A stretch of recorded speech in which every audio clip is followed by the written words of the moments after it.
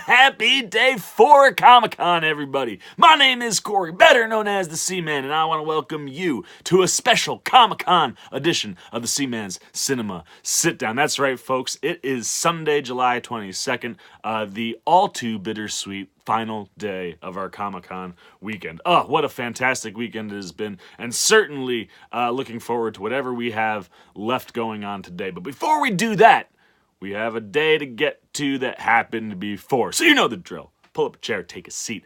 Seaman's diving all into his recap from day 3 of Comic-Con. That's right, Saturday, July 21st, the big day of Comic-Con always. And this was the big day for DC. DC's been grabbing little wins all Comic-Con long. But if they were going to win the con, they had a lot riding on yesterday. And yesterday hit big, not just for DC, but for Warner Brothers and a whole bunch, and Sony and a bunch of other ones. So big day all around. So before we dive into like the huge stories as we've been doing in these, we're gonna run through the highlights of the con that myself just really has enjoyed, and that always starts with the comics. It's what the con is all about, ultimately. We go there for the movie trailers and stuff, but the con is about the comics. We had another DC announcement yesterday following the Dark Knight's Metal run, which was just fantastic. Scott Snyder just did such a great job of giving us an absolutely bonkers story and introduced the Dark Multiverse, which has allowed DC to run out a whole new slate of heroes as well as a whole new group of villains and kind of like reshaping the way things are. But the one big villain from the Dark Knight's Metal run came from one of the evil Batmen. The whole storyline brings in, all these different corrupted versions of Batman from the Dark Multiverse, and the biggest of those being the Batman Who Laughs, who in his multiverse, when he kills Joker, releases a toxin that turns Batman into a Joker-type Batman, who then just kills everybody. And he's easily the most interesting as far as the way he looks, and he is the most evil of all of them in the run. And DC announced yesterday that he will be getting his own comic run, which will be very, very exciting, and I hope that brings even more dark, twisted elements into the DC universe as they move forward there. So that's really, really exciting. But like I said, the big thing yesterday was all about the entertainment media stuff. And Krypton Season 2 panel happened for Sci-Fi. Discussed how Lobo will enter the season, and also that they will explore a Nightwing and Flamebird origin story. And this Nightwing has nothing to do with the Dick Grayson Nightwing that we're all familiar with, but rather will be a Kryptonian god. So that'll certainly be interesting over on Sci-Fi. As we move into the big screen, Spider-Man Into the Spider-Verse had some major announcements at their panel yesterday. The creators talking about how they will certainly explore the multiverse, but the story in and of itself will really center around Miles' family. And also give us a Peter Parker like we've never seen before, which we've already gotten hints at in the trailers. But on top of that, the big news yesterday was 2 new casting announcements. Nick Cage and John Mulaney. Nick Cage will be voicing Noir Spider-Man, and the big news, though, is John Mulaney will be voicing Spider-Ham. This is great news. I absolutely love this, but I won't lie to you. I really wish this is something the studio would have held on to until after the movie came out, right? Leave that as a surprise for the fans in the theater, because everyone's been clamoring for, we want to see Spider-Ham, and all the other different Spider-Man that we could see in this movie. And being that there was a big outcry specifically for him, it's an animated movie. It wouldn't be hard to keep, names under wraps till the movie came out. That would have been a nice surprise. But nonetheless, I love that we're going to get to see both of those guys. And I'm certainly interested to see what both of them do voice work-wise. On top of that, we also got the Lego Movie sequel. Their panel came out and just showed exclusive content just for Hall H. It doesn't seem like this footage that they showed will come out to the public, I know, because it wasn't an official trailer. But they did do some really cool things. They introed the footage by using Jason Momoa. He came in and voiced a movie Aquaman version, Lego version, who's alongside the traditional Aquaman Lego character that we're familiar with. And also, Will Arnett's Batman, who expresses his displeasure in the fact that there are two Aquamen, to which Momoa proceeds to use Batman as a surfboard, very much like he did Parademons in Justice League, and then even yells out, "My man," like he does in the movie. So a fun way to intro the footage that they showed. No way to know if Momoa's Aquaman pops up in the movie or not, though. Most likely, probably not, but maybe, you got him for the Hall H intro, so maybe he pops in there. That would be really cool. But the big thing from the actual movie is that Chris Pratt will be doing a second voice for a character named Rex Dangervest, who happens to be a raptor trainer. I love it. So good, man. Everything that comes out about the Lego movies, man, they're so good. I love them. It's like a guilty pleasure. I can't get enough of the Lego movies. All right. Now we start to dive into the big ones, man. We had like 5 major trailers yesterday. And the first one, and I'm not doing these necessarily chronologically. They're kind of more in the importance range of what I got, but now that I look at it, kind of is similar to the chronological order that they came out in. But Fantastic Beasts, the Crimes of Grindelwald panel hit yesterday, and they dropped their new trailer. The trailer kind of shows a young Newt in Hogwarts in class with Dumbledore, who's being played, of course, by Jude Law. And you kind of get to see how they have, it seems like we're going to get to see some of their relationship from back then in Hogwarts, which ultimately leads into their adult relationship as they kind of are going to have to go after Grindelwald. And after we see this young shot, we get Johnny Depp's voice right out the gate, who kind of starts to talk about how the old ways of magic kind of serve their people no longer, and that he kind of wants to basically take over the wizarding world. And we see a whole montage of different magicians kind of doing that spinning vortex teleportation stuff. We see a carnival with people floating in bubbles. There's a man in prison, and as he's being brought to his cell, he's kind of like this, but he's floating. Like they're not it's almost like they're carrying him, but he's floating and no one's touching him. Really, really cool shot. And then we end with Grindelwald in a whole room talking to a bunch of people, or most likely his own followers.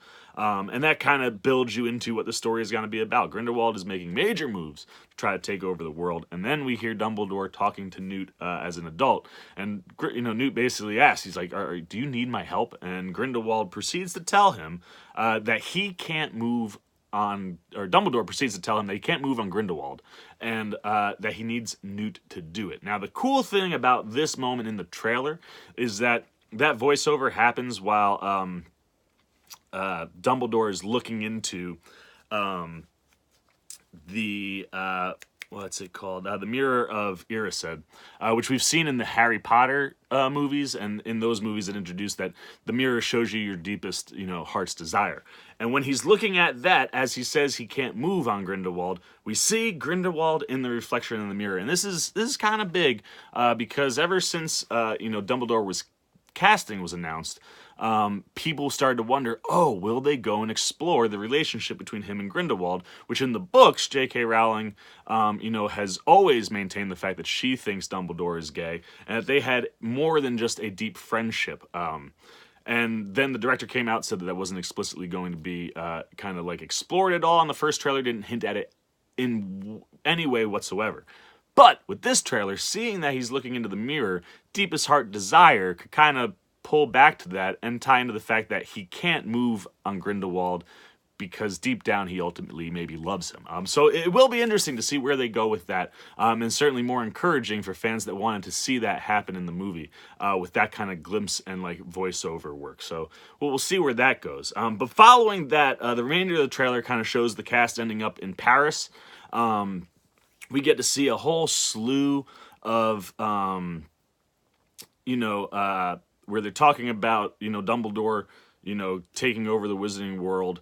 But we get to see a whole slew of new beasts, lots of creatures, tons of fun wizard action as we kind of run through the end, and it's it all ultimately leads up to a showdown between Newt and Grindelwald. The trailer, it was awesome. And Depp steals the show, the majority of the trailer. He's so cool looking, man. And his delivery just seems like it could be something special. Certainly the thing that is popping the most in these trailers. But the one big treat for the panel was that Johnny Depp himself did show up, and he was in full Grindelwald gear, delivering a speech very, very similar to what he is talking about in the movie, as far as how he wants to take over the world for the greater good. But ultimately, we know he's a bad guy deep down. The final nice little kind of thing, or at least funny moment that happened on the panel too, was that Ezra Miller was there in full cosplay as Toadette, and hysterical. The pictures are up online. Make sure you go find them. Really, really funny stuff. Moving on from Fantastic Beasts, we also got our Godzilla King of Monsters trailer, and for me, I've been waiting to see this trailer. I really enjoyed the first Godzilla, although I don't think it ever reached its ceiling. You saw the potential in this movie, that if you really would have highlighted the monsters more, if you remember the first one from Gareth Edwards, a lot of the monster action was like from people's perspective, which was cool, but you're seeing like legs and not the whole thing. This movie does not seem like it's going to have that problem. We are talking full-on monster chaos in Godzilla, the King of Monsters. And what I really loved is the way in which the trailer approaches the material. The first half of this trailer is really all about beauty. We start by hearing Vera Farmiga talking about, events that we can assume are both the first Godzilla and King Kong, but events that have happened in the world that have changed things. And if we are going to save the world from destruction, the only way to do that is to release the world's original rulers, the Titans. And we see all these great, beautiful shots. We see King Ghidorah in ice, encased in ice, which is really cool. We see this beautiful shot of Farmiga and Millie Bobby Brown actually physically interacting with one of these monsters. I can't really figure out entirely which one it is, but you see it's right in front of them, and it's just gorgeous. We also get a shot of them in like a submarine type vessel with a massive window, and right on the other side of that window is Godzilla, kind of horizontal, swimming in the water. Really cool things. And then an absolutely stunningly beautiful shot to the first of the three monsters that everyone's been wondering, and now we all know will be in the movie. And the first one, of course, is Mothra. And we get this gorgeous shot of Mothra kind of illuminating as it spreads its wings underneath this waterfall. And I just sat there and I was in awe. It is one of the most beautiful individual shots I've seen in the movie in a long time. And on top of that, we even get to see a shot of Godzilla coming out of the water. That's really, again, also shot really beautifully. And you see the people in the boat, and there's just like this awe in them. And you see he starts to light up, and he looks straight up into the sky and shoots a laser beam. Get this wide shot, again, gorgeous. But all of a sudden, as that's happening, the tone starts to go from this beauty to terror. And it has a wonderful piece of music playing under it that's very stylistically kind of ballet-esque, which adds to the beautifulness at the beginning, but also enhances what the terror and the destruction for the second half. And that kind of is also introed when Millie Bobby Brown kind of, at least the way it's set up, says this, we believe, to her mother, Vera Farmiga, where she says, you're a monster. And then we get to see all sorts of chaos, man. We get, we get to see Rodan comes out, and when he flies, it carries this wind gust with him that just wipes out things, almost like an atomic bomb blast. We see these yellow electrical lightning shots hitting into things and explosions, people causing explosions, monsters causing explosions. The entire city of DC is up in flames and destroyed as we see Rodan flying away. And then out of the smoke comes the three-headed dragon, King Ghidorah himself, coming out. And we end, of course, with a beautiful shot of Godzilla roaring. This movie looks dope, and I truly do think they are going to where we need to go with these movies. People aren't coming to these movies for the people story, right? I mean, the people story in the first Godzilla, not the thing you talked about. The thing you talked about was that final battle when we finally got to see Godzilla, from more wide shots. You talk about the King Kong movie, and does anybody talk about the human story? No, most of the humans in that movie were terrible people. The best part of that movie was all the monster action. And this movie certainly is going to have a human element to it. And hopefully that story works better mixed in with the action. But it certainly does seem like we are about to see the world just overrun with monsters and destruction. And it looks great. I am very, very excited for Godzilla, King of Monsters. And it looks like we are truly going to be living in a world of monsters. While in another universe, we'll be possibly living in a world of dinosaurs. Oh man, I love monster destruction. Now, yesterday wrapped up Hall H with Kevin Smith's panel. Something that's personally just always something I look forward to. I'm a humongous Kevin Smith fan. I mean, the man is a legend in Jersey. And a legend to nerd culture everywhere. Absolutely love Kevin Smith. And during his panel, you'll get the normal Q&A stuff and your typical Smith, but his big announcements were that Jay and Silent Bob is targeting a fall shooting date. We've seen this date move around a bunch of times. Obviously, some of that had to do with Smith's heart attack back in February.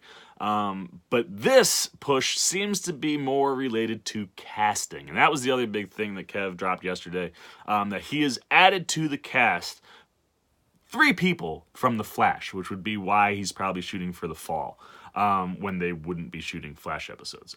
Grant Gustin, the Flash himself, Tom Cavanaugh, and Carlos Valdez have all officially joined the Jay and Silent Bob reboot cast. So hopefully, by the time we get to Comic-Con come in October, hopefully Kevin is there with some more updates and maybe a little footage if they've shot, gotten anything shot by then. So certainly fun things to look out for there. But the real big shining moment for Smith yesterday was a clip that got out. I saw it on Twitter. He gave a wonderful tribute to the late John Schnepp, who was a friend of Kevin Smith's. He appeared in his The Death of Superman Lives What Really Happened movie. And Kev just talked about how great of an artist and director and writer Schnepp was, and how, even more than that, how genuinely great a human being John Schnepp was, and how he was deep down at the root of all things one of them. And he said, them referring to the people of the con. John was more of a con guy than anybody else, man. He lived for the con.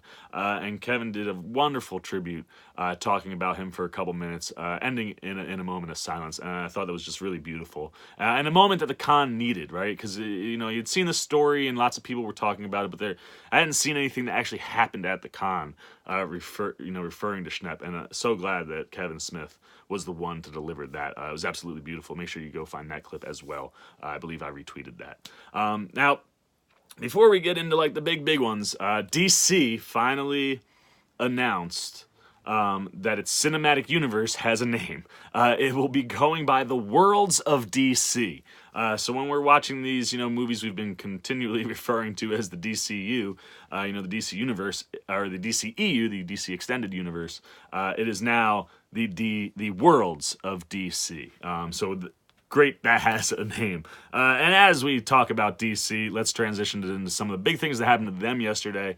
And of course, they were the big winners of Saturday, and ultimately that makes them the big winners of the entire con. We had the Arrowverse panel. Now, Friday, we got the exclusive first look trailer for the crossover event for the Arrowverse, which teased Batwoman. But yesterday, we got the actual panels for your big 3. We got trailers for Arrow, Flash, Supergirl, also Legends of Tomorrow. But the big 3 all had big announcements. So the Arrows trailer dropped, and following last season's finale, where Oliver Queen's secret identity is revealed publicly and he's arrested by the FBI, there is now a zero-tolerance policy against vigilantes, and we've jumped 5 months. So there's been 5 months of no vigilantism in Star City. And Queen, most of the shots of the trailer show Queen dealing with what he's got going on in prison, and also the appearance of a new Green Arrow. We don't know who it is, but there's a new Green Arrow in town. And the other big thing, too, is that Diaz is still around and he's in play. And because Oliver took everything from him, he's going to relish while Oliver is in prison, taking everything from Oliver. So it seems like everybody will be in a little bit of danger. But that was also, now this wasn't shown in the trailer, but during the panel they did announce that the Longbow Hunters will be a part of the season. And will consist of Diaz, Kodiak, Red Dart, and the Silencer. So big news there for Arrow fans. The Flash's panel also gave us their trailer and answered the question to the mysterious hero at the end of last season. And it is indeed Barry's daughter from the future, who's named Nora. Now, Nora seems to be an original character. She doesn't have that's not a comic book name. Barry's daughter in the comics is actually... is not Nora. It's not Nora.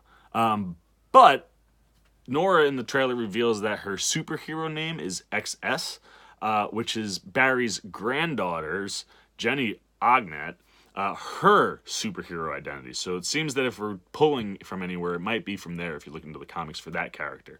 But the big thing that she brings with her, kind of the big reveal for the Flash, is that she has the Flash ring, which in the comics is where, Barry stores his suit. We also found out that Wally West will be returning with a bigger role, possibly, being that he won't be over on Legends of Tomorrow this season. And Chris Klein has been cast to play Cicada. So all sorts of things going on in the world of the Flash, but the Supergirl panel brought maybe the biggest news from all of the Arrowverse. So it also dropped its trailer, and in the trailer we hear a voiceover which is talking about stopping aliens and kind of like an anti-alien hate group that will be led by Agent Liberty. And as Agent Liberty talks about things as far as like aliens and getting them out and humanity taking back its own power, we see all these shots from previous seasons just kind of cataloging all of the destruction to happen. Just kind of chronicling all the destruction that happens that's happened in National City since Supergirl's arrival. But it ultimately ends with this stunning shot, real quick, of a dark Supergirl. And also last season we had a pod, very similar to Kara's, land in Russia, and the creators confirmed at the panel that they're actually pulling from a lot of the Red Sun comic, which is the alternate Superman origin story, if Superman would have landed in Russia instead of Kansas. And they're going to pull from that to create this dark Supergirl character who will come right from Russia. That's where the pod is. But not even that isn't the big news. The big news is that the show will also introduce a character named Nia Nal, who will become a superhero named Dreamer. Now, there are comic references, to that, especially with the name. I can't remember the first name, but the Nal name references a character named Dream Girl from the comics who's also referenced as Dreamer. So it seems like it's an original character, totally original, but that's probably where they're pulling their elements from.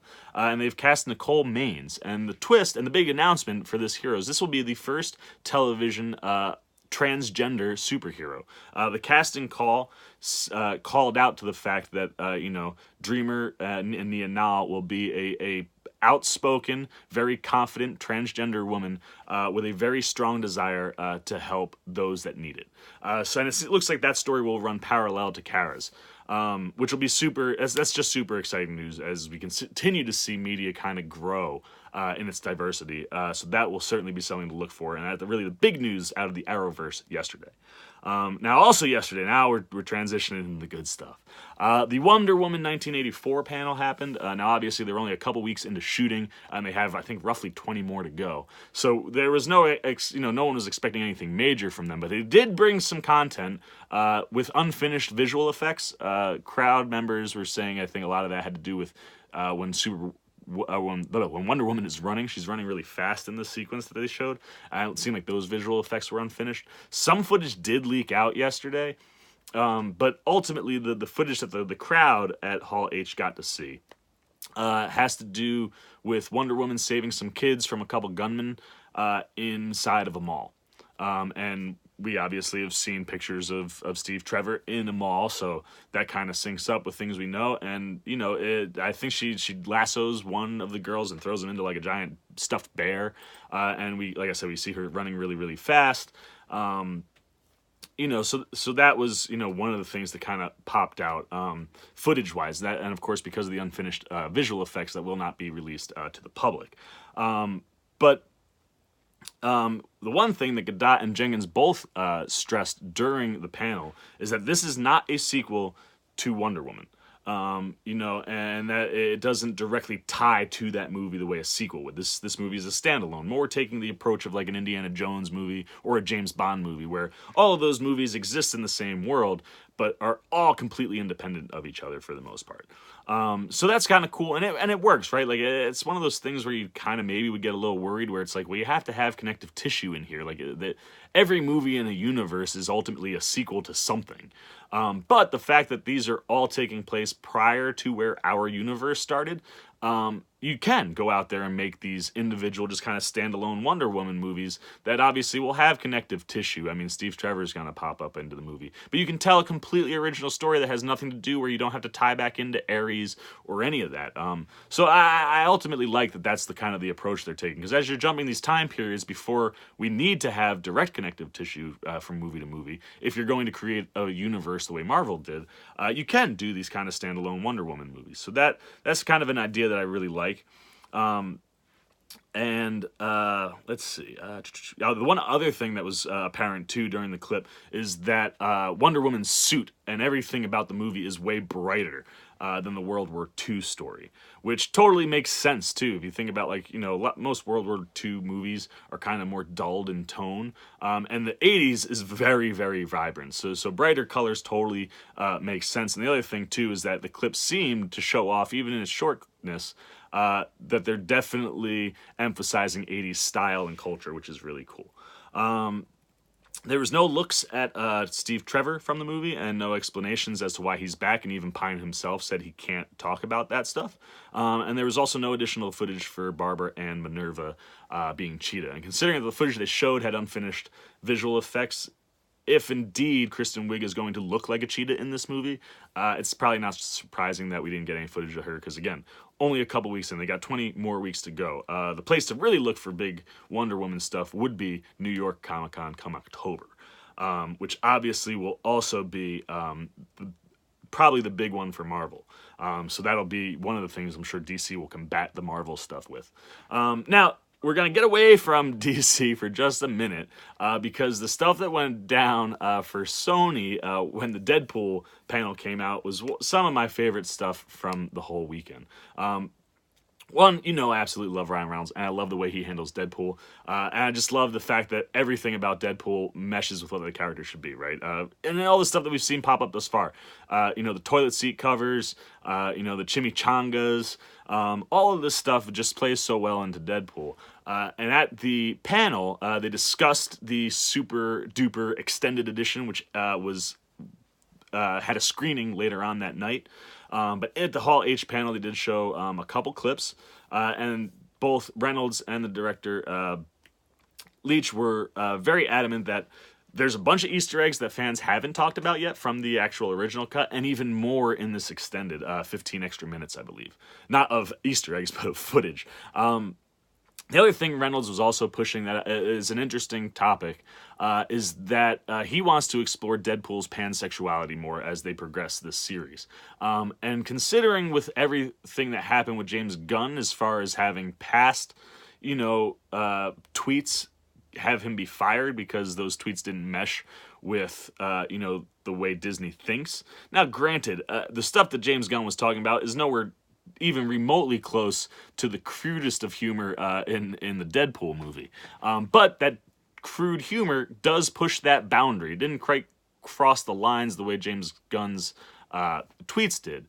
But seeing that get shut down so quickly I don't know if Disney will be full on to let Ryan Reynolds explore Deadpool's pansexuality. I hope they are. It's certainly some of the funniest stuff from the last movie with the Colossus jokes were all there. And it's stuff that, look, I've said it from day one.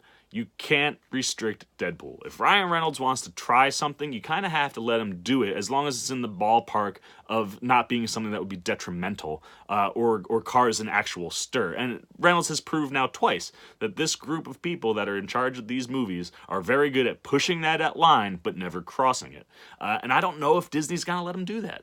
So it'll certainly be interesting to see how that all plays out, because I'm sure if Disney pushes back, Reynolds will have some sort of comedic response for us to see. So that'll certainly be interesting to keep your eyes on. Now, as far as what the super duper extended edition of Deadpool 2 contains, we found out that there is indeed a shot that features Omega Red, the like Russian super soldier. That was going to originally be in the prison scenes. When Leach was filling out the roster of prison mates, that was one of the ones that they had. And ultimately they left him out, but they decided to re-include him here and wanted him just in play because it gives you another character established in the universe to play with. So he's a Russian super soldier that after the Russians realized that he was a mutant, started doing experiments and turned him into one of the most powerful mutants in Russia for sure, and in the world. So that is certainly something that, being in this movie, even in the extended edition, that's something that's at their hands that they could be playing with come Deadpool 3 or anywhere else moving forward, which is always fun. I love the way that they just drop in things that comic book fans are familiar with. The extended cut will also show whether or not Juggernaut lived or died after being electrocuted. And one of the scenes that the fans got, footage-wise, was an extension to the post-credits scene where we actually see Deadpool go back in time to kill baby Hitler. And that played in some of the scenes that the crowd got to see. As well as an extension to one of the scenes we've already seen where he kills Wade Wilson from the X-Men movie. After he does that, he looks at Wolverine and essentially tells him, like, if I ever come calling for you in the future, make sure you say yes, which is just a nice little stinger, because Hugh Jackman has been adamant about not being part of a Deadpool movie, which it's mind-boggling. Like, you don't even have to, you don't have to get super shredded, Hugh. The Deadpool movie's gonna be about Deadpool and humor. I mean, obviously, you'd probably have to be in good shape, but I don't think we need to see you go to the extent you've gone, but get you in there. No reason not to. Him and Reynolds are friends, and everybody wants to see it. So I love that Reynolds throws that into the extended edition as well. And also, at the panel itself, there is an empty chair right next to Ryan Reynolds on his left.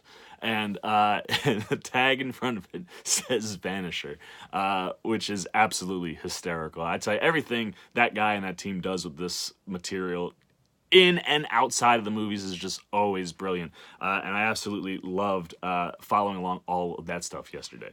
Now, the two big trailers. There were two. And they were massive. The two big panels of the day. And it's one of these things that's kind of funny, because a lot of us thought that we might see the Aquaman trailer before Comic-Con, and if that would have happened, it would have been the only thing people were talking about. And despite it's one of the only things people are talking about from yesterday anyway. But SHAZAM stole a lot of Aquaman's thunder yesterday, because it delivered something that we have never seen from the DC universe, and it seems like this could be the breath of fresh air that maybe gets the DC train onto the right track, especially with what we got to see from Aquaman, which we'll get to in a couple minutes. So this trailer, I absolutely loved it. It's so much fun. It's really funny. Zachary Levi is going to own this role, man. I mean, he's so invested. He loves the fact that he's just getting to be a superhero. That's every kid's dream. He said that at the con this weekend. And you kind of get the sense that he really cares about the fans and doing this character in particular justice. And you see this trailer, and it's very apparent that that's, I think, going to be the case. I think he's just gonna crush. His comedic timing and the way and the look, it's all gonna work. Even though the suit is a little too padded, I think it's all gonna work in the context of what this big, superhero and Big, I mean like the movie Big with Tom Hanks, superhero version of Big, should be a lot of fun. And like I said, I love that. I think Zachary just gonna nail this because he can totally play a kid, for one. Like having to act like a kid, the way Tom Hanks was able to do it in Big, I think Levi can totally crush that. Like I said, he gets it. He knows what the fans are looking for. He knows DC has been struggling. He knows what's on the line, and he wants to put out the best product that he can. And this, obviously, if it hits, would be humongous for his career. So rightfully, both from a fan perspective and from his own personal perspective, he needs to be super invested in this and taking this seriously. And it certainly looks like he's going to nail it. And I absolutely love his chemistry on screen with Jack Dylan Grazer. Now, personally, I think Dylan Grazer probably would have been better as Billy Batson than the kid they cast, but you want Jack Dylan Grazer on screen at all times, and you can already see the chemistry with Zachary Levi is phenomenal. The other thing I absolutely love about this trailer is how comically accurate it is.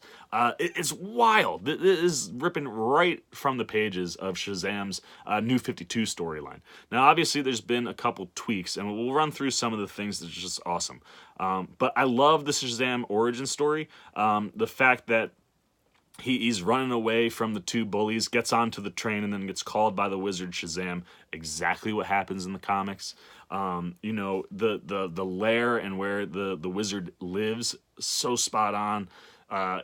Telling him to say Shazam and him becoming Shazam, money. I love all of that. I love that Freddy, of course, is the first person he runs into, and although in the comics he physically runs into him first, I love the comedic angle of him running up to the mirror and saying, with a sign like, "Don't scream."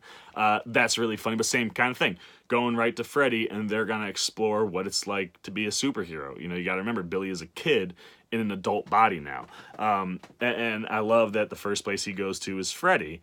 And one of the first things they do, also something from the comics, is they go to a convenience store. Now, in the comics, they go to get beers. This seems like it's going to be like a root beer cola.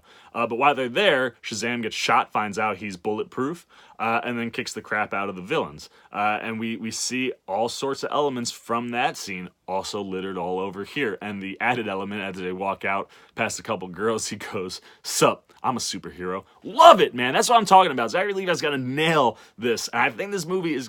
If I was DC, I would put everything I got behind this movie, because it's the type of movie that does all the things that the other DC movies don't do. I think this movie, I think this movie could be huge. I really do, and it's because I'm loving what Zachary Levi's doing. I'm loving what they're doing with the material. You also see him fight the bullies in one of the sequences after they kind of go after Freddy, right out of the comics. The way that he's a kid with his superpowers and he kind of breaks things. We see a car crash. That's a shot right from a comic. The way he uses his electrical powers in the comics, it's with, Christmas lights. But here, charging cell phones and not knowing how to do it correctly as one of them bursts. I love all that stuff. Now, the one thing that does disappoint me is that Black Adam isn't in this movie. I don't know why we decided to announce that The Rock was going to be cast as Black Adam before we even cast Shazam, and would be in the Shazam movie, and then they backtracked on it. I don't know why. I don't know if it was they didn't want to have The Rock steal the thunder from Zachary Levi, because he tends to have the ability to do that. But they're still adapting elements of that story as far as encountering your first villain, just through Dr. Sivana instead. So we get to see Sivana catch Shazam's hand, much like Black Adam did in the comics. And it would... it would have been nicer to see Black Adam in these scenes instead of Dr. Sivana, but it certainly will allow Zachary Levi to shine all on his own and unobstructed from someone personality-wise like The Rock. But even still, finding elements from that storyline to include to the different villain is a really cool touch. And the other thing is that it's also hinted, at Freddy's love of superheroes. We see he's got a Batarang. He's got like different things from different superheroes. And this gives DC the chance to kind of maybe course correct some of their own stuff just through the eyes of these kids. The way in which he looks at these superheroes could be a way to kind of turn the way these superheroes feel and act maybe in the movies. But it'll certainly be interesting to see how they play with all of that stuff and the fact that these are kids who are aware of actual superheroes and now getting to see a kid be a superhero. We also get to see him training, doing tests on what his superpowers are as he finds out he's got super strength and punches through a wall. He tries to fly, which is hysterical. He goes up and then falls down. I just love everything they're doing with this movie. I think it's going to be super, super funny, and I think it's going to be a lot of fun. And like overall, I think this trailer did everything it had to do, and it stole a little bit of Aquaman's thunder, but not too much. Aquaman, of course, was the big winner yesterday. Oh man, that trailer, like, just wow. Wow, man, wow, seriously, James Wan just put a spectacle on in this trailer. The visual effects are phenomenal. Atlantis looks gorgeous. The sea life is insane. Just so much amazing stuff and tons of comically accurate stuff in this, especially with Atlantis and things that are going on down there. It looks beautiful. And Jason Momoa, good God, man, this guy is gonna pop. The underwater stuff looks really cool. I love the fact that when we're underwater, they shot dry for wet, so they're not actually wet when they shot this, and then all, the hair and things that are moving in the water are all added in post. But what's really cool is that when we saw Justice League, everything that happened underwater was really murky, and, you had to create air bubbles to talk. James Wan has gotten rid of all of that. It's not murky, but it doesn't look crystal clear. So it does kind of feel like you're underwater, even though it's way clearer visually than we saw in Justice League. And he does some really cool things as far as there's a fight sequence and kind of like in a place where you'd have a battle and all the people are around. I don't know why I can't think of it. Very much like Thor Ragnarok. And you see them moving their weapons. And when their weapons are moving at huge speeds, you do see bubbles and water rippling, which is kind of cool. So the way they're able to add effects and just the way everything looks is just wonderful.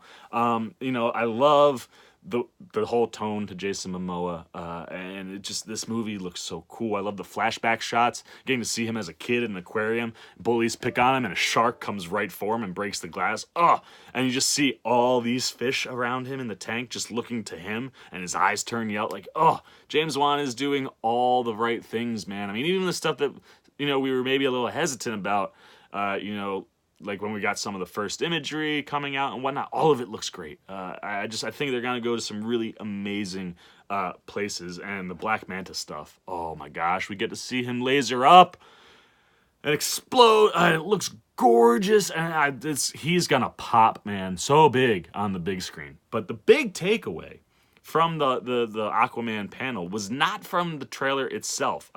Hall H had additional footage that really amplified a lot of the stuff that we see in the trailer. And from reading about this footage, the Hall H folks were very, very fortunate and certainly got some massive pop moments. So let's run through them real quick. There was about 5 minutes of footage that they showed after the trailer that kind of delivers a clearer backstory and connection for Arthur as far as being part of the land and of the sea.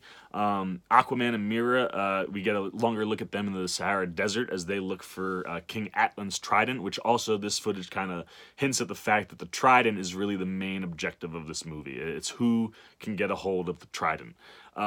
In order to restore the order. The whole thing is Mera's trying to get him to come back to stop Orm from becoming the king, and he wants to destroy humanity. So that's kind of the pullback in, and they kind of do that clearer, I guess, in this footage than the trailer kind of delivered. We also get to see some more of Orm, which we'll talk about in a second. But when they go, as they're in the Sahara Desert, they end up finding this Atlantean temple, and people in the crowd describe it as badass. So certainly looking forward to see that. Apparently there's also a longer sequence on the rooftops with Atlantean soldiers chasing Mera and Black Manta chasing Aquaman, and an extension of what we saw from the trailer there, which makes me jealous because the Black Manta stuff looks so good, and clearly with the Atlantean soldiers teaming up with Orm. Along with that, we also see that Orm strikes a deal with King Nereus of Zebul, So that, again, adding more context to the storyline and just giving some more depth to the characters than we could get in the trailer. But the big drop came at the end of the footage, where, Arthur again is saying that he's no king, which we saw in the trailer, and Mira saying that's no problem. We've always had a king. What we need is something different. We need a hero. And after that, you see Aquaman walk out holding the trident and the orange armor. We saw the orange suit in action figures and like display character, like statues that were released exclusively at Comic-Con. And everybody's been wondering, will he actually be in the suit? And the Hall H footage showed him in the suit. Part of me is jealous because that pop had to be huge, man. That crowd must have erupted when that happened. Part of me not so jealous because, as I've mentioned before with Avengers, I kind of stayed away from everything and was really, really rewarded for that. But knowing that it's in the movie now, I wish I could see it. Also, the one other thing that was kind of funny, Momoa addressed this on the panel. Everybody kind of got on the poster for the fact that he's wearing leather pants. And Momoa said, no. Those are denim, and if you look closely, they sure as heck are denim. And he did say denim was no better than leather, as wet, like when the denim is wet, that also like restricts your movements. So that was just kind of a funny thing from Momoa. But certainly, I cannot wait for this movie. It really looks like it's gonna be the hit, and I think Aquaman followed by SHAZAM could be the 1-2 punch DC needs to get back on track, man. Yesterday made me very excited about a franchise that's kind of been in turmoil and a lot of questions, right? We've pulled so many things off the docket. We weren't sure what we're going to get, what we're not. Things are always moving around. I tell you what, the 2 movies that we have gotten to see footage for publicly outside of the con look amazing. And, I mean, most of the stuff we've seen from Wonder Woman thus far, only a couple weeks in, look really good. So hopefully DC is going to have some big power punches coming back, to kind of battle Marvel again. Look, I'm not a Marvel or a DC guy. I'm a comic book guy. I love all of these movies. I want all these movies to succeed. Yes, it's easier to talk positively about the Marvel movies because the DC movies are divisive, and they have serious issues that the Marvel movies don't have, and it's because of the approach they went. But that's all done in the past. If you can move forward, I want to see DC pick it up, man. I want to see like an all-out battle between these two companies because all that'll mean for us is great movies. But certainly DC winning the con yesterday and has tons of great movies on the way. So that's it, man. That is my extremely long breakdown of an extremely humongous Saturday over at Comic-Con out in San Diego. So that's it, man. That's all I got to say. Obviously, I didn't hit everything. There was some other stuff going on that I saw yesterday. There's like a Ready Player One experience that looked wild. All sorts of other things going on at the con that I certainly couldn't cover all here. So hit those comments and let me know what you're experiencing. If you're out in the con, let me know what you've hit or really enjoyed, things that I didn't cover yet. If I missed anything, let me know. If you're following along at home, same thing. Anything you've seen on Twitter or in the news that maybe I didn't hit here, hit those comments. Let me know what you thought. Let me know what you thought about everything we did talk about. Aquaman, SHAZAM, Wonder Woman, Godzilla, Fantastic Beasts. I mean, a huge day yesterday. All sorts of stuff to talk about. Hit those comments. Let me know what you think. As always, if you like this video, please give me a thumbs up. And if you're new here, hit that subscribe and little bell so you get alerts every time I make a new video. For the Seaman Cinema Sit-Downs Comic-Con Day 3 recap, I am the Seaman and I am signing off. Peace. Enjoy the final day of Comic-Con. Later.